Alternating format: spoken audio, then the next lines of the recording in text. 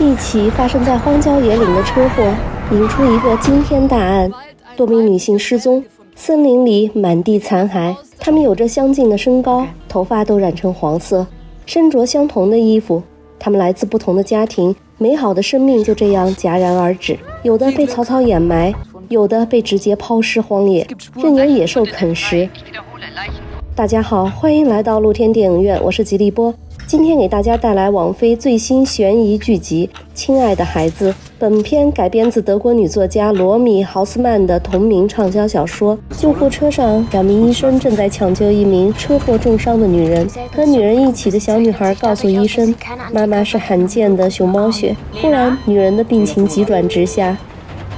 小女孩凑近她，轻声的安慰。这声安慰激起了女人的求生欲，她努力睁开一只眼睛，看向光明。女人被推入手术室，小女孩占由一名护士照顾。护士发现这个名叫汉娜的女孩举止奇怪，见到人她会摊开双手让人检查，每个词都能背出字典上的标准词义。她缺少同龄女孩的天真无邪，冷漠机械地回答着所有的提问。她说车祸是妈妈的错，妈妈总是犯错，比如不按规定时间上厕所。女孩3句不离规则，还说妈妈要杀死爸爸，这让护士感到毛骨悚然。他偷偷避开女孩，联系了警方。事故现场一地鲜血，山风吹得人阵阵发冷。忽然树林里传来树枝踩断的声音，这引起了女警瑞希的警惕。可树林太黑了，势单力薄的她不敢贸然前进。负责该案的是刑警埃达，在了解到车祸女人是深夜光着脚穿着睡衣跑到公路上后，他认为此事并不简单，于是安排瑞希把车祸女人刊登到失踪人口数据库，并尽快申请警犬调查路线，以便找到逃跑的起点。深夜的刑事侦查局总部，一条新增加的失踪者信息引起了盖德警探的关注。他忙着打电话给一对正在熟睡的老夫妻，这个消息对他们来说简直是天大的喜讯。他们的女儿丽娜失踪了10多年了。顾不得盖德的劝阻，他们放下电话就奔向女人所在的医院。急救室里正在紧张的手术，车祸造成女人多根肋骨骨折，还有脾脏破裂，身体内的器官被血液浸泡着，急需要输血。然而突然出现的血液排异反应令医生们措手不及，女人开始抽搐，她的求生意志非常弱，拒绝醒过来。那些肉体精神的双重折磨，囚禁和可怕的鞭打，惊心动魄的逃跑，他宁可选择死亡，也不再想回到那个房间里。但当记忆中女孩的声音响起时，他平静了下来，内心在轻轻呼唤着女孩，强烈的母性拯救了她。手术结束了，埃达警官拦住一名手术医生询问情况，得知手术并不顺利，女人并不是熊猫血，他女儿在救护车上说了错误的信息，导致手术中输血出现了排异，差点造成严重后果，好在及时发现，安全脱险，手术还算成功。汉娜在纸上画出了家的样子，窗子都被栏杆和黑色覆盖。她说家里的窗子是封死的，房间通过空气循环机供氧。家里还有个弟弟，弟弟在擦洗地上的血迹，所以没有跟出来。这一切描述再次令女护士不寒而栗。在女孩疲倦地趴在桌上休息时，心理医生赶到医院，女护士把听到的如实汇报给警官埃达。这恐怖的状况让埃达以为女孩是在撒谎。他走进屋子，开口对女孩进行讯问。女孩充满了警惕，拒绝回答任何问题。而此时，守在车祸现场的瑞希忽然发现有辆车在树林里发动了起来，并快速地从树林里开出。他努力想要追上，却崴了脚，错过了那辆嫌疑车辆。老夫妻俩来到了医院，焦虑地寻找着。当他们换上衣服进入 ICU 时，老父亲紧紧盯着病床上的女人，含着眼泪端详着。在他看到女人右手掌心那个新的伤疤时，忽然他坚决地说，这不是自己的女儿。13年的苦苦等待，从中年到老年，等来的还是失望。他崩溃的大吼大叫，被医生摁在墙上。盖德警探忙着赶过来，老人一见到盖德就愤怒地提起盖德曾经答应帮助找回女儿的誓言，然后气冲冲的就要离开。可他还没走2步就惊呆了，一个护士的身边的小女孩，不就是自己梦寐以求的女儿吗？所有的坚强在这一刻土崩瓦解。她张开双臂想要拥抱女孩，汉娜也认出了外公。外婆情不自禁地喊出丽娜的名字，汉娜却吓得躲到了护士身后，而这一切声音都没有逃过病床上的女人的耳朵。可她只能躺在那里无法动弹。老夫妻拿出女儿小时候的照片，和汉娜几乎一模一样，但夫妻俩坚决否认病床上的是他们的女儿。警官盖德在旁边补充道，他和女孩是邻居，所以他可以作证，这令艾达困惑不已。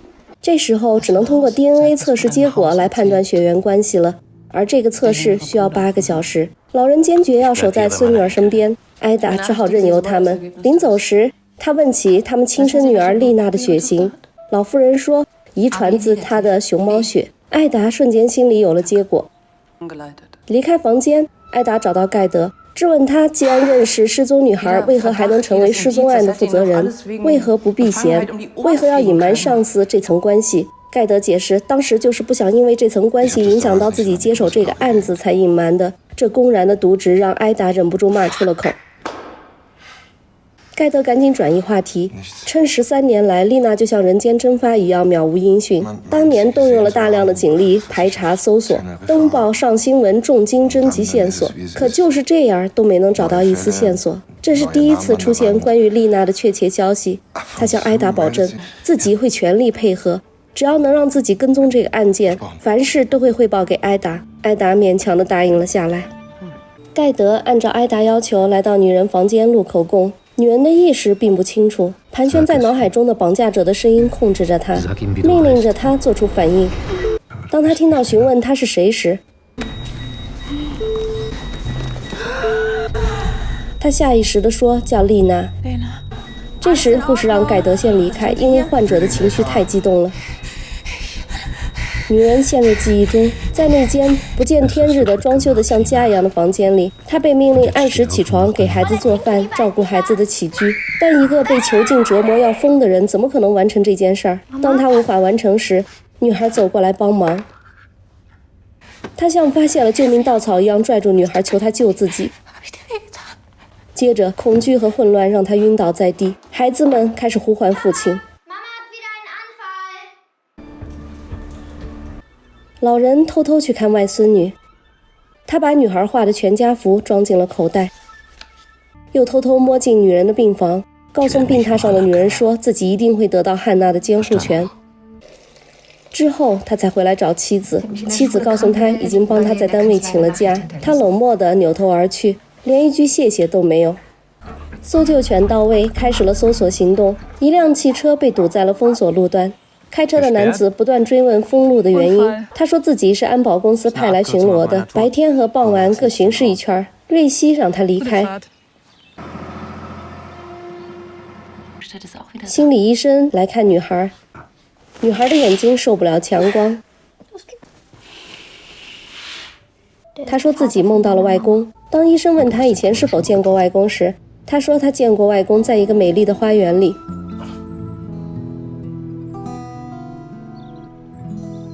心理医生把这个情况告诉了盖德，他认为有时候孩子会根据自己的想象歪曲记忆，所以并不能确定女孩说的是事实。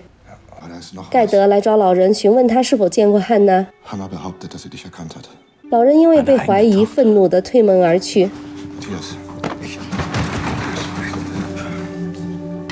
女孩对护士说，妈妈经常带她出去玩，去过海边，去过巴黎的埃菲尔铁塔。护士送给她一副墨镜，这样她就可以看窗外阳光灿烂的世界和那些漂浮在空中精灵般的灰尘。心理医生要把汉娜暂时带到心理康复中心，女孩要求离开前要去见见妈妈。护士把她带去了，在女人床前，女孩轻声耳语，内容却充满了威胁。说罢还塞给女人一个碎玻璃片。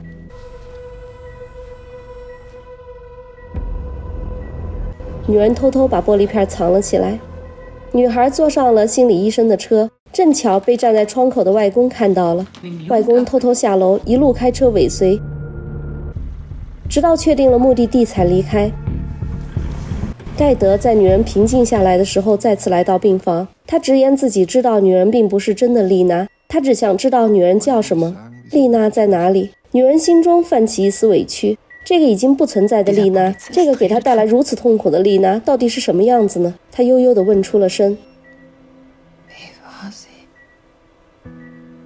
这提问引起了盖德的诸多回忆。丽娜从小就那么耀眼，充满想象力，外向开朗，相貌出众，人见人爱，永远是万众瞩目的焦点。本来学习艺术专业，后来转学法律。在一次聚会后，他独自回家，在凌晨4点打过最后一个电话后，人间蒸发。从此后整整13年，再也没有人见过他，或者得到任何关于他的消息。警察逐一排查了派对上所有的人，还有丽娜当时的男友，但都一无所获。然后他恳请病榻上的女人能够透露一点关于丽娜的消息，能让丽娜的父母得到灵魂的安慰。女人使出全身的力气，从唇间说出一个他，但紧接着就被大脑中排山倒海的恐惧淹没，心跳加速，血压增高，机器发出刺耳的警报声。护士赶紧让盖德停止，女人紧紧握住藏着的玻璃片。当盖德离开后，女人轻轻地问护士自己是否怀孕。在那间房间里，她被带到孩子们的房间，孩子们争吵着要求她讲睡前故事，但男人打断了这一切，命令她站起来。她迟疑了，男人开始压低声音威胁，女孩也在旁边提醒她服从。埃达来到了案发地点，搜救犬很快就发现了一个挂有睡衣碎布的铁丝网，这里就是女人逃跑的地方。铁丝网内是一大片空地，再往内被一个大铁门拦住，上面写着军事管制区。在一直无法联系上具体主管机构后，埃达要求特警破门而入。这时，那名早晨路过的男子开车前来，他大声阻止，并声称这里归联合国管辖。问他具体负责人和电话时，他又说不出来。埃达懒得理他，要求继续行动，因为男孩很有可能就在里面的某处。忽然一声爆炸声传来，埃达顿感不妙，大步冲了进去。可就在他冲入一块碎石地时，前方的警察大声制止他，这里是雷区。一名警察倒在地上，双腿血肉模糊地哀嚎着。鲁莽进场导致人员重伤，埃达受到上司的严厉斥责。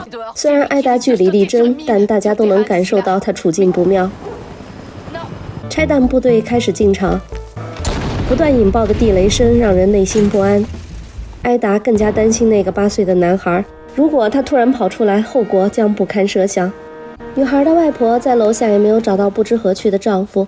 自从得到丽娜的消息，丈夫就心神不宁，来去无踪。13年前，丽娜失踪，丈夫就进入了这种状态，对妻子视而不见，两人形同陌路，夫妻关系名存实亡。终于那么多年熬过去，丈夫刚刚恢复一点，两人正打算下周去巴黎度假。这女人和孙女的出现，又让丈夫瞬间又恢复到原来的样子，这让他郁闷不已。他没有说出口，但盖德似乎完全了解这一切。他握住汉娜外婆的手，默默地给予她支持和理解，然后提议她先回家休息，总得把自己照顾好才能面对这些事儿吧。汉娜的外婆同意了。她乘出租车回到家，一进门就发现家里有人。原来是丈夫正忙着从储物间搬出丽娜儿时的玩具，声称要把孙女汉娜接回来一起住，完全忘记了妻子还被丢在医院，到处寻找她。外婆终于忍无可忍地掀了烫衣板，她颓然地坐在桌前，似乎想起开朗的女儿最能体贴自己。她如果在，一定开心地祝福巴黎之旅，并不忘讨要一个小礼物。那美好的生活随着丽娜的失踪一去不复返了。病床上的女人渐渐回忆起自己被抓住关在漆黑的储藏室里不知道多久，被绑在下水管道上的姿势很难受。那个男人会隔一段时间进来把自己叫成丽娜，如果自己不回应或者拒绝合作，他就会关上灯，把女人重新丢回绝望的黑暗中。最终女人屈服了，被绑着染了头发，同时在手心烙了一个印记，这个印记留在女人的掌心，新鲜刺眼。盖德告诉她，这是丽娜10岁时不慎抓住烧红的烤肉夹烫的，显然20多年后还没痊愈，明显是作假。当她开始成为那个绑架者口中的丽娜，穿着丽娜的衣服，聆听着各种苛刻不近人情的规则，稍有不慎就被男人揪住手，怒斥不要让伤口蹭脏了衣服。这一切就像噩梦死死地缠住他。盖德轻声的安慰让他渐渐平静了下来，他开始接受获救的现实。排雷结束了，特警终于进入了雷区后的那片房子。艾达发现躺在地上的男人，但尸体的脸被毁容，已经无法辨认。在女人的帮助下，艾达在儿童床下发现了男孩，但男孩一动不动，毫无反应。他需要听到口令，女人说出了口令，艾达顺利救起了孩子。女人终于说出自己的名字，叫亚斯明。她努力对抗着来自脑海中的威胁，艰难地说出了自己居住的城市和父亲的名字。艾达给盖德发来死者的照片，盖德告诉亚斯明，绑架者已经死了，并且被毁容了。女人大声疾呼，自己只是用水晶球打了他的头，根本不可能死，更不可能被迫相。她要求看死者的照片，并激动地大呼自己没有划破他的脸，自己更没有杀人。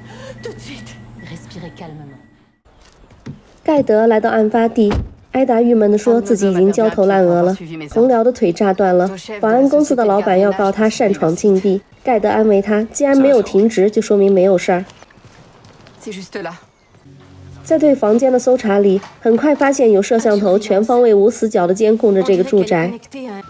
盖德在汉娜的小床顶发现了花园、海滩、埃菲尔铁塔、小猫和外公的画像。原来汉娜一眼认出外公是因为有这幅图，这些画产生的想象与女孩的记忆混淆在一起，让女孩相信自己经历了这些。盖德在每一个房间里拼凑着亚斯敏和2个孩子的生活，虐待、侮辱和同病相怜。接着他看到那个打碎的水晶球残片，这时警员找到了连接摄像头的路由器，他刚拆下来，储藏室的警员就发现了一个定时炸弹。大家及时地撤了出去，千钧一发之际，炸弹爆炸了，作案地点和未取样的证据瞬间灰飞烟灭。现在就只剩下那具毁容的尸体了。法医检验，死者是先被颈部重击死亡后才被毁容的。毁容的凶器就是破碎的水晶玻璃片，拼凑好的水晶球丢失了一块比较大的玻璃残片。而这名死者与2个孩子并无血缘关系，但是 DNA 显示2个孩子的母亲确实是失踪的丽娜，而父亲则不是同一个人。光线诡异的房间里，装成圣诞老人的绑架者给孩子们带来了圣诞礼物。男孩得到的是一个水晶球，女孩得到的是一只名叫小不点的猫咪玩偶。亚斯敏是一个单身职业女性，从事广告文案工作。这天，她刚刚完成一个面试，面试很成功，春风得意地离开了公司，听着音乐到地库开车。当一个男人出现在她身后的那一瞬间，亚斯敏被拖入地狱，经历了一场可怕的监禁虐待。死里逃生的她在医院住了半个多月。这一天，她收拾东西准备出院，医生希望她再住一段时间，但亚斯敏迫切地想要回到自己熟悉的生活中。父亲希望她回家住，可是她不愿意回去。她努力装作很坚强，但那个声音就像幽灵一般挥之不去，如影随形。她拒绝谈论失踪女人丽娜，对陌生人异常的警惕。父亲劝不动，只好把她送到公寓楼下，体贴地买好食物，换了门钥匙，并买了新的手机。警察也在住所周围布防，但他知道自己见过绑架者的脸，那人是不会放过他的。警方在树林里发现了一具尸体，死者的鞋子与囚禁小屋里发现的鞋子款式一样。盖德认为这具白骨就是丽娜。塑料布上放着一个被野兽啃得只剩下头骨的遗体，盖德不忍心看下去，扭头独自找了个僻静之处，泪流满面。那个如同朝阳一般的生命就这么化为乌有。虽然早已猜到会是这个结果，可真正面对这惨不忍睹的画面时，依然猝不及防地崩溃了。艾达找到了盖德，冷静地说，那个头骨并不一定是丽娜的。盖德觉得除了丽娜之外没别人了。埃达递给他一份囚禁小屋里发现的那具尸体的面部恢复图，告诉他自己怀疑此人是凶手留下的替罪羊，用来转移警方注意力的，所以凶手另有其人。但此时的盖德完全被情绪控制了，他无法理性的思考。他反驳道，如果那不是凶手，为何凶手把男孩独自留下呢？埃达觉得凶手带着孩子是很容易暴露的，所以他把孩子留下了。盖德又追问，那为何凶手让女孩离开？埃达一笑，明显汉娜比弟弟更独立一些。两个人完全不一样。在盖德离开后，埃达发现他丢下的空药壳，那是治疗抑郁症的药。化验报告显示出那个头骨并不是丽娜的，但一个发圈上缠着的头发是丽娜的。这个只剩下头骨的女人死亡时间大约是15个月前，也就是1年以前。这和亚斯敏被绑架差了将近1年，这期间又是谁在照顾孩子呢？埃达表情凝重，这会有多少个代替丽娜的女人死去？她需要马上行动，筛查近几年所有的与丽娜外表特征相似的失踪女性的资料。埃达向盖德要求，如果他还想继续跟这个案子，那就必须认真一点。说完，把捡到的药壳还给了盖德。汉娜在康复中心各方面表现都很好，弟弟乔纳森则胆小腼腆，常常躲在一边，不敢尝试。汉娜会在旁边威胁他说，爸爸会把他丢在这里。这话让乔纳森瞬间就崩溃了，阿姨只好把乔纳森带回屋里安慰。护士来看汉娜，带了一本1001夜作为礼物。女孩把书对着摄像头说，自己拿到了礼物。护士问谁在监控后，女孩悄悄地说，是爸爸。爸爸会通过监控监督大家是不是服从规则。说完洋洋得意地表示自己很快就能回家了，因为自己记得每一条规则，而且都做得很好。而乔纳森不能回去，因为他做得不好。规则可以控制一个人，偷偷替代人的理性判断，最终把人变成动物，无条件服从，不论好与坏，同时惩罚和排斥那些不服从规则的人。5个多月的监禁生活让亚斯敏还在下意识遵守着绑架者的作息规则，定时吃饭，定时醒来，记忆一不留神就会闯入脑海。他带着2个孩子在一起玩旅行游戏，假装坐飞机。亚斯敏觉得自己必须摆脱这些，手上的痕迹只能等它慢慢消退，但头发必须马上染回来。亚斯敏就这样把自己关在房间里，一切动静都让她惊心胆寒，包括门外传来的敲门声。很久她才鼓起勇气询问，原来那是邻居大婶儿，说是亚斯敏的父亲买了些东西托她带上来，放在她的门口了。大婶儿离开后，亚斯敏一圈一圈打开反锁的门，从门缝里快速抓住纸袋拉了进来。纸袋里的东西让亚斯敏瞬间就崩溃了，那盒金色的染发膏令人窒息。盖德来看望2个老人，告诉他们尸骨不是丽娜的，还带来了一摞死者照片，让他们辨认是否见过。汉娜的外公依然很冲动，埋怨警方什么都没做。盖德反驳他，这段时间警方除了处理大量的物证外，还排查了大量的修车店，以及可能进入那个管控区的所有人员，安保公司的所有员工，包括离退休的等等。老人无话可说，但也没给盖德任何感谢。盖德灰溜溜地离开了。早餐桌上，外公说自己暂停了工作，把家里收拾好，尽快要把汉娜接过来，还要求妻子和自己一起去看望汉娜。卡琳忍无可忍地马上提出反对，她不同意把孙女接回来，这孩子只会让人不断地想起失去丽娜的痛苦。但显然她的抗议无效，丈夫心意已决。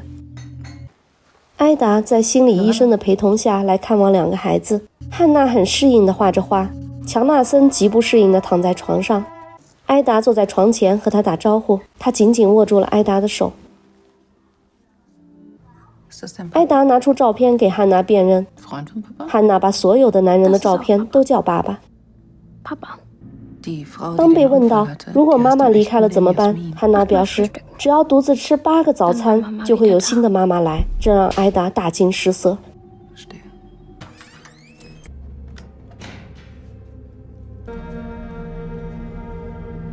警方发现了护士的尸体，案发现场判断是在换灯泡的时候不慎摔死的。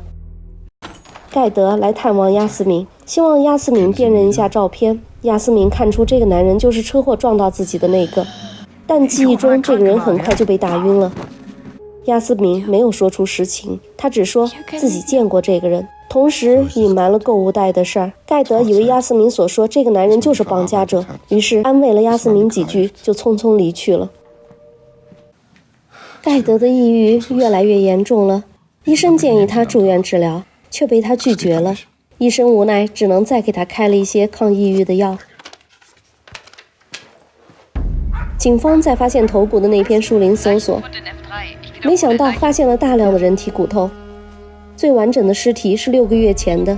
盖德突然提出一个设想，12岁的汉娜可能是在丽娜被绑架的时候就已经怀孕的孩子，于是他们决定再排查一下所有与丽娜相识的男性。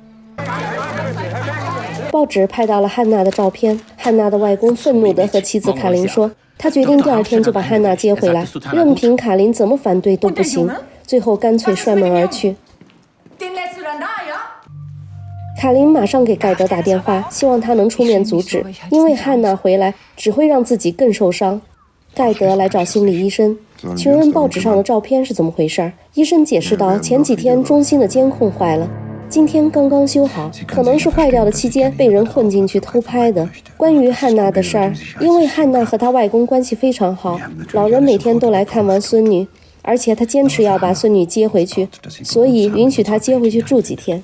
此时老人正疼爱地在花园里听汉娜讲故事，忽然汉娜看见花丛中有自己心爱的小不点，汉娜抱起猫咪玩偶，爱不释手。同时强纳森也在枕头下发现了一个崭新的水晶球，但强纳森直接把水晶球丢了出去。盖德把与心理医生沟通的结果告诉了卡琳，并在挂电话前对卡琳表示想念。原来盖德一直爱的人是丽娜的母亲卡琳。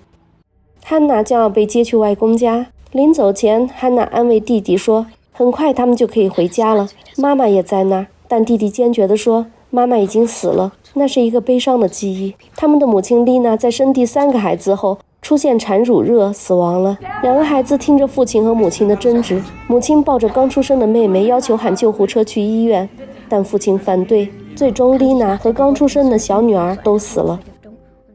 染发膏和那些能量条，亚斯敏越想越恐惧，这个房子也不安全。她鼓起勇气打开门走了出去，险些被一辆疾驰的摩托车撞到。她意识到自己无法摆脱那个可怕的绑架者，这个疯子无处不在。她拿出玻璃片，决定用死来反抗，在浴室里划开了手腕。这时传来敲门声，是房东太太的声音。他直接开门进来询问情况，说是亚斯敏的父亲打电话过来，请他带话给亚斯敏，说希望早日相见。说罢就离开了。这哪里是亚斯敏的父亲，这根本就是那个无法摆脱的绑架者。亚斯敏注意到屋顶的烟感器，他的感觉是对的，他依然被监控着。浴缸里的冰冷的水让他想起在囚室中被惩罚，在寒冷中穿着单衣瑟瑟发抖。孩子们努力地照顾他，汉娜体贴地把毛衣给他裹上，强纳森拿来心爱的水晶球送给他。亚斯敏必须要做出决定，他开始按照绑架者的要求重新把头发染回了黄色，并准备把家里布置成囚室里的样子。而这时盖德忽然造访，这一次盖德很快就发现了亚斯敏的头发颜色不对，他进入洗手间查看，发现了染发剂的盒子。很快他发现烟感器也不对劲，但盖德装作若无其事地告诉亚斯敏，那辆撞到他的车找到了，但已经被烧成了灰烬。同时亚斯敏并不是唯一一个被绑架做丽娜替身的女人，只是其中之一。据目前所知，大约有至少6个女人被绑架做了替身，而这些人中亚斯敏是唯一一个活着逃出来的。这番话令亚斯敏大为震惊。送走盖德，亚斯敏打定主意，一定要靠自己活下去。丽娜的前男友忽然造访卡琳，他说是盖德警官要求他过来配合调查。果然，经过 DNA 结果发现他就是汉娜的生父，但这个男人已经搬家到别的城市，结婚生子，生活幸福。他对这个结果感到措手不及，一副受惊的样子，然后匆匆就离开了。艾达来到保安公司了解情况，他发现一名叫克劳斯的保安有骚扰女性的前科，在案发当日，此人又路过了出事地点，并且保安公司经常丢失一些安保用品，比如烟感、中控系统，甚至还有显示屏什么的。当艾达向克劳斯询问时，克劳斯完全否认与自己有关。艾达直接把他请到了警局。在审讯室，艾达对克劳斯威胁利诱，最终克劳斯还是什么都没有说。艾达只好等待 DNA 检测结果，结果是他和乔纳森没有任何血缘关系，只能排除嫌疑。同时，那个毁容的尸体也被确认不是嫌犯，正是此人在山路上不慎撞到了亚斯敏，但随后他就失踪了。当艾达把这些消息告诉盖德时，盖德正守在亚斯敏楼下，他一直守在那里寸步不离。直觉告诉他，亚斯敏的反常一定另有原因，只要守在这里，就一定会有收获，而且可以确保亚斯敏的安全。外公终于如愿地把孙女接回了家，在家门口遭到新闻记者的围追堵截后，终于把女孩领到了外婆眼前。但是卡琳看着女孩冷漠的表情和伸出的双手，让她感觉到这个女孩的心理问题远比想象中严重。她拿起包，决定出去安静下。离开家的卡琳决定去看望强纳森，这个孤零零的孩子才是最需要得到关心的，而且他也是丽娜的孩子呀。外公在夜晚惊醒，他发现孙女正站在窗前向外挥手，他惊讶地问：女孩说有人用小石子打她的窗子。外公赶紧关上了所有的窗帘，让孙女快去睡觉。女孩上楼时看了一眼门上插着的钥匙。第二天一大早，外公就发现女孩消失了，而这时女孩在父亲的车上监视着妈妈的图像。父亲说新家已经准备好了，马上就可以一家团圆了。透过监控，他看到亚斯敏偷偷地往袖子里藏了一把水果刀。亚斯敏收拾整齐，手机收到短信，让他从后门出去，再接转角键。楼下忽然一阵混乱，大门口被记者堵住。盖德下去维持秩序，并询问记者地址从何而来。记者说是刚才收到了匿名短信。忽然，盖德看见一个很像丽娜的女人从后门离开，他大步追了上去。在街角，那个女人消失了，但盖德注意到不远处一辆房车。盖德马上开车跟踪房车，并给艾达打电话，告诉他汉娜丢了，需要人去帮忙寻找，另外需要他再调查一下安保公司的老板。艾达再次来到安保公司，询问客户资料里是否有姓贝克的客户。秘书开始寻找资料，艾达跟着他来到老板办公室，墙上的照片引起了他的注意。这家公司现在的老板名叫罗格纳，他从外公那里继承了这家安保公司。罗格纳的母亲长得非常像丽娜。秘书解释道，罗格纳的母亲在他小时候就突然消失了，他也没见过父亲，是随外公外婆长大的。艾达拿起手机拍了照片。这时秘书找到了贝克家的安保资料，丽娜贝克家在13年前报修过安全锁。那一天丽娜不慎将自己反锁在门外，罗格纳上门修锁。他第一眼看见丽娜的那一瞬间，心里就泛起了邪念，原来幕后的真凶就是这家安保公司的老板罗格纳。此时他正如愿以偿地抓住了亚斯敏。汉娜帮助爸爸给妈妈戴上了手铐，他希望爸爸把送自己书的那名护士一起带回新家当外婆。他哪里知道那个和蔼的女人已经被他的父亲杀死了。罗格纳让女儿换一个愿望，女儿说要去海边看海，还有那个像糖果一样的灯塔。罗格纳驱车前往。路上亚斯敏问为何要让自己活着，女孩不无得意地说都是他要求的。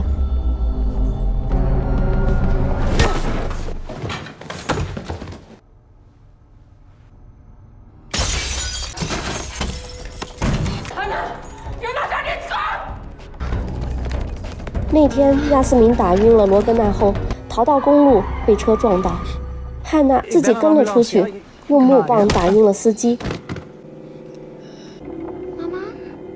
并哭着求追来的父亲留下亚斯敏，因为亚斯敏最会讲故事，是所有假妈妈里最好的。这个宠女魔留下了亚斯敏，并亲手善后了所有的事。他和女儿约定，事成之后就来接她，一家人团团圆圆在一起。时间跳到12点整，艾达提出自己要去上厕所，罗格纳把车停在海边，从艾达的手臂里搜走了水果刀。艾达在沙滩上蹲下，忽然晕了过去。当罗格纳想把他拉起来时，艾达猛地用那块玻璃残片扎向这个绑架者，一下接一下，直到这个凶手再也无法动弹。当盖德赶到时，埃达带着汉娜来到海边，海水轻拂着脚背，柔软的沙滩。女孩摘下了墨镜，这就是大海，原来这就是自由。看着海鸟自由地翱翔，任风吹乱头发，原来自由就是想去哪儿就去哪儿，想几点起床就几点起床。自由就是schön und kalt,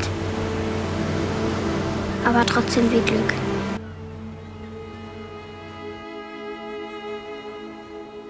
好的，剧情就讲到这里。这是一部德国影片，导演朱利安·波克森凭借影片《不知所终》获得过2018年第68届柏林电影节最佳处女作提名。本片改编自德国女作家罗米·豪斯曼的同名畅销小说《亲爱的孩子》。烂番茄观众评分82分。本片制作得非常认真，故事悬念迭起，叙事流畅，演员表演得很出色。片中每一个人物都有完整的动机和心理描写，失去挚爱女儿的老父亲，被丈夫忽视的妻子，失去母亲后被洗脑的孩子，被控制虐待的女人，坚强果敢的女警察，特别是小女孩汉娜的扮演者，她把那种在畸形环境中成长起来幼稚又复杂的女孩表演得入木三分，给本片加分不少。6集里虽然也有不少水分，但总的来说导演和编剧都是非常用心的，特别是在人物塑造上，尽可能的让每一个角色都有丰满的内心戏，特别是对亚斯敏这个角色的设计，在饱受监禁折磨后，成功利用计谋反杀了凶手。他战胜了来自内心的恐惧和强烈的应激反应，不动声色地隐忍着实施计划，到最后有勇气决一生死。还有就是汉娜，作为孩子的一面，她为了博得父亲的爱，努力暗示自己是一个大孩子了，处处表现出冷静、服从和坚强。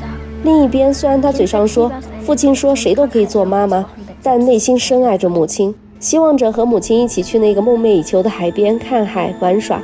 那个和妈妈一起看海的镜头在影片里出现了好多次，而大海就是自由的象征，妈妈就是爱的象征。当最后两者都有时，对孩子来说那不就是幸福吗？还有乔纳森把辛德的水晶球摔掉的细节，表现出这个软弱的弟弟其实并不软弱，他在内心已经开始反抗。